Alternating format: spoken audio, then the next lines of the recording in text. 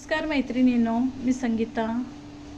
मैत्रिणींनो, उद्यापासून चालू होते आपली नवरात्र. शारदीय नवरात्रीचा पहिला दिवस आहे उद्या.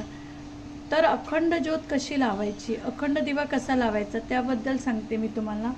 की हा कलावा वापरा. ह्या कलाव्यामुळे ना वात खूप छान राहते. कलाव्याने वात खराब होत नाही, कड येत नाही, काय नाही.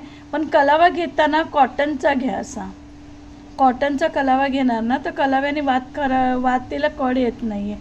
फक्त एवढंच की कलावा चांगला बघून घ्या. आणि ह्या कलाव्याची वात बनवाल ना तुम्ही तर वात विजत नाही आहे. आणि त्याबरोबर कशी लावायची मी तुम्हाला दाखवते. याची 2 पदरं घ्यायची, डबल घेऊन राहायची. डबल घ्या, 3-4 पदरी घ्या. जाड पाहिजे असेल ना तुम्हाला तर 3-4 पदरी घ्या तरी चालेल. मी 2 पदरी घेऊन तुम्हाला लावून दाखवते. ही बघा, 2 पदरी वात घ्यायची अशी. अशा पद्धतीने तुम्ही दिवा लावा आणि बघा. पण दिवा लावताना नुसता दिवा नाही लावायचा, त्याच्या खाली तांदळाचं आसन द्यायला विसरू नका. कुठलाही दिवा लावताना त्याच्या खाली असं तांदळाचं आसन द्या. तांदळाचं आसन देऊन झाल्यावरती हळदी कुंकू टाका त्याच्यावरती. तुम्ही अष्टकमल काढू शकता, अष्टकमल दळ काढू शकता. नाही जमलं तुम्ही अशा पद्धतीने पण करू शकता. हे बघा, झालं तुमचं अष्टकमल. आणि याच्या खाली तुम्हाला असं ठेवलं तर ठेवा, नाही तर सिंगल दिवा असेल तर त्याच्या खाली प्लेट ठेवली तरी चालेल. तुम्ही अशा पद्धतीने दिवा लावा. आणि दिवा याचाच करा, तुम्ही कलाव्याचाच करा. कलाव्यापासून दिवा करणार ना तर कधी वातीला खंड पडत नाही. तुम्हाला मी करून दाखवते. अशा पद्धतीने दिवा बनवाल ना. हे बघा, अशी वात करून घ्या त्याची. आणि मी तुम्हाला आता सध्या दाखवण्याकरता तेल थोडंच घेत आहे. हे बघा, तेल असं थोडंसं घ्या. पूर्ण दिवा भरून ठेवा. आणि दिवाही मोठा असेल ना, खोल असेल ना तर खूप छान. कारण की त्या दिव्यामध्ये ना अक्षरशः 3 दिवस तुम्हाला तेल टाकायची गरज पडत नाही. माझा गेल्या वर्षीचा दिवा खूप छान होता, तो बाहेर गावी राहिला आहे. मी तुम्हाला ह्या दिव्याची पहिले पूजा करून घ्यायची.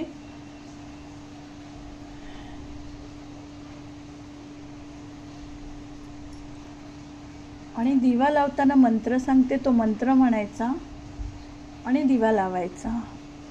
आणि आपले काही जी इच्छा आहे त्याचा संकल्प घ्यायचा अगोदर दिवा लावताना.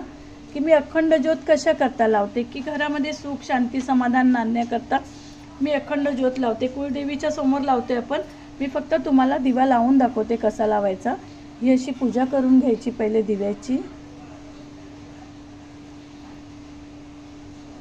ही अशा पद्धतीने दिव्याची पूजा झाली ना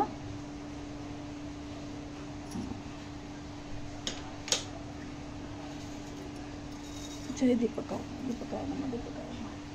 अशा पद्धतीने दिव्याची पूजा करून घ्यायची. आणि मंत्र म्हणत म्हणत दिव्याची ज्योत लावायची. शुभम करोत्वं कल्याणम आरोग्यम धन संपदा शत्रुबुद्धी विनाशाय दीपक ज्योती नमस्तुते. हे असं बोलून दिवा लावायचं. त्या अगोदर तुम्ही काय करा माहिती, अशा हातामध्ये तांदूळ घ्या आणि संकल्प घ्या. हे देवी कुलदेवी माते, मी तुझे अखंड ज्योत नवरात्रात लावते. त्या वातीमध्ये कधी खंड पडू देऊ नकोस. आणि माझ्या घरामध्ये सुख समाधान शांती लागू दे.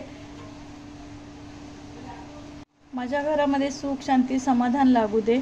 हे कुलदेवी माते, तुझ्या नावाचं मी अखंड ज्योत लावते. कुलदेवीची जी कुलदेवी असेल तिच्या नावाचं नामस्मरण करा, गजर करा. आणि हे तांदूळ असे सोडा आणि दिवा प्रज्वलित करून घ्या. दिवा प्रज्वलित करताना मंत्र तुम्ही लक्षात ठेवा. शुभम करोत्वं कल्याणम आरोग्यम धनसंपदा शत्रुबुद्धी विनाशाय दीपक ज्योती नमस्तुते असं म्हणत म्हणत दिवा लावून घ्या. अशा पद्धतीची अखंड ज्योत लावा. आणि नामस्मरण सारखं चालू ठेवा तुमच्या कुलदेवीचं. आमच्या याला तेल लागलं नाही म्हणून वात विजते. आणि व्यवस्थित तेल लागलं की विजणार नाही. आहे बघा, आता तेल नव्हतं लागलं ना म्हणून थोडी कमी होत होती. ही अशी दिवा, असा जर दिवा लावणार ना तुम्ही तर कधीच खंड पडत नाही. 9 दिवस तुम्हाला, आणि दिवा मोठा असेल तर 9 दिवस तुम्हाला काहीच करायची गरज पडत नाही. आणि त्याचबरोबर ही भीमसेनी कापराची वडी. ही भीमसेनी कापराची वडी यात फक्त अशी टाकून द्यायची. 2-3 दिवसांनी ती विरघळल्या जाते.